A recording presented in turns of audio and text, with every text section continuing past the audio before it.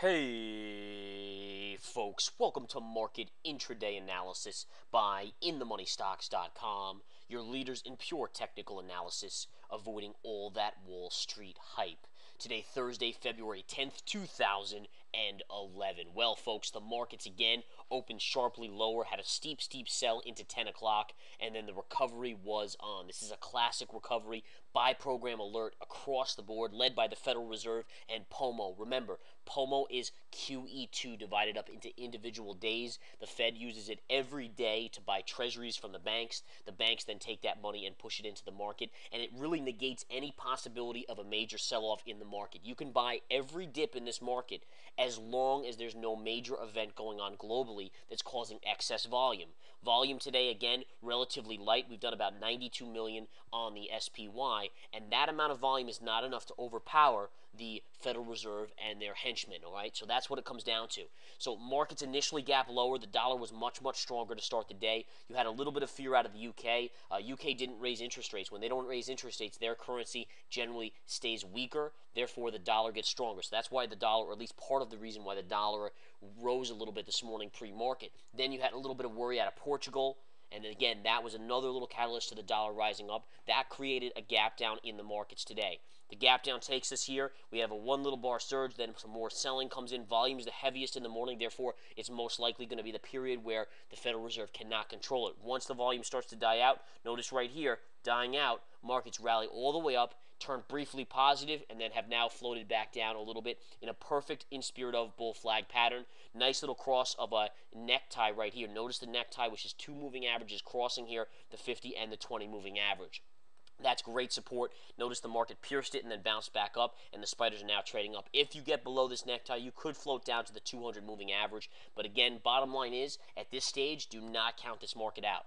There's no global event creating enough volume out there. The only thing I would say on an immediate basis that we need to watch inside of this country is mortgage rates. It's the 10-year, the 30-year. Keep an eye on the 10-year. When it gets over 4%, that's when you really want to start paying attention, in my opinion. The market may not like that too much. So watch the 10-year, watch the 30-year. The 30-year average rate hit 5.05% today, which is the highest in quite some time. We have to keep an eye on that as well, because that's the one thing that could really stall this recovery out. As people start to worry more and more about inflation, rates are going to start to climb on those 30-year, on the 10-year, and so forth. And if that gets too high, it's going to stall the recovery out. Think about it in terms of buying a house. You know, if the house rate is 4.5%, that payment per month on a 30-year is much cheaper as opposed to 5 or 5.5%.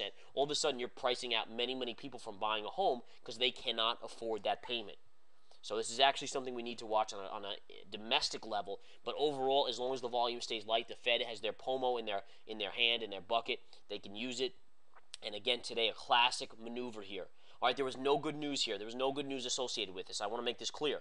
This move up here, remember, bounce, sharp three-bar surge. 1, 2, 3. Sideways consolidation, bull flag. It goes right to gap fill. I called out the gap fill to watch for a short scalp on that. Look at the move down you've gotten off of that. Beautiful little short scalp there. But either way, there's no good news out there. In fact, earnings were pretty poor. Cisco, take a look at Cisco. Cisco getting crushed today, down almost $3 or about 14%. That is an ugly drop on Cisco today. In addition, PepsiCo right here down at $1.31. They reported earnings this morning. Earnings were not good. The only earnings announcement that was good was Whole Foods, which has really no immediate impact on the market, but Whole Foods is up about $6.40 right now. Akamai was another poor earnings announcement, down $6.50, although that stock is coming off the lows, but still down 6.5 currently. And again, interesting to note, this should be some good resistance right here. And look at that. Isn't that perfect? The opening gap down, pushes down, goes sideways, then pushes up, hits this level, and pulls back. That's a scalp, of course. These are all scalps that you can be doing intraday if you're an intraday trader.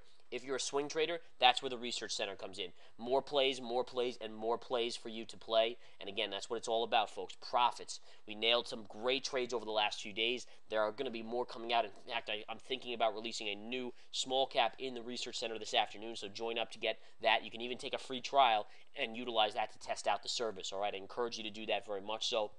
The profits are there to be had if you can step up to the plate and take advantage of the service. All right, let's go back to the SPY again.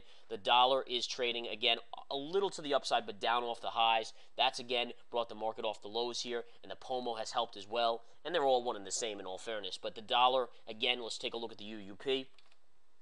The dollar, again, look at that. The market again getting a little bit of a bid as the dollar comes down. Look at the fall in the dollar. This fall in the dollar coinciding perfectly with the move up, which again indicates that you have the dollar being pushed down as well to help the markets along with the buying from the banks on the POMO. Let me see what else we want to do. Dollars at the lows of the day. The markets are a little off the highs of the day. It's not that much of a deal right now.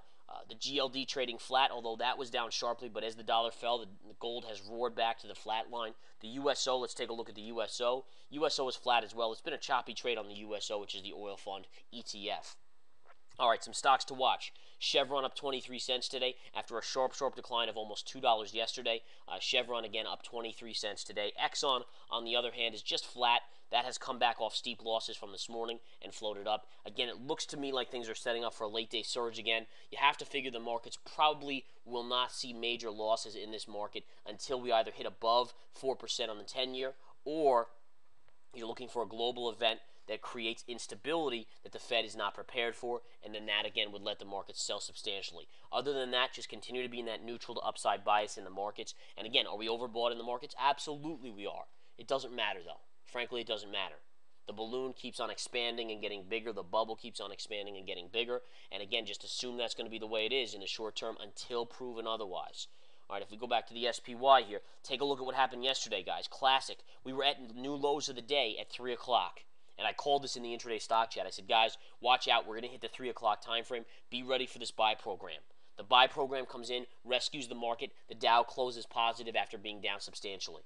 Just look at that buy program. Non-stop all hour long yesterday. Today, we have steep losses. It looks like the markets are going to break down. There's a huge bar below the 200 moving average, getting below this pivot level. And then before you know it, buy program galore, saves the market. Consolidation, volume gets lighter, pushes it up. And now again, we've pulled off the highs a little bit, but still barely down on the day. And we're starting to inch up again. This is actually a classic bull flag pattern right now as well that needs to be monitored. As long as you stay around these two moving averages, you should expect to go back up. If you get below this, you could go to the 200, and then again, we still have to watch for a buy program later in the day. All right. Today, guys, one of the stocks I gave to the Research Center in the nightly video and in the intraday stock chat performed very, very well. Take a look at DDSS, Labo Farm. I gave this out at around 84 to 85 cents. It hit 91 cents today to 92 cents. Great move on DDSS, Labo Farm. So another winner there. Yesterday, TIV was the big winner. TIV had a great move yesterday right here. All right, we nailed that one from underneath 40 cents a few days ago, around 37 cents, hit a high of 47 cents yesterday. Huge move percentage-wise. These are just the small caps alone. Then we have stocks like Ford, which we made good money on, and a bunch of these other ones.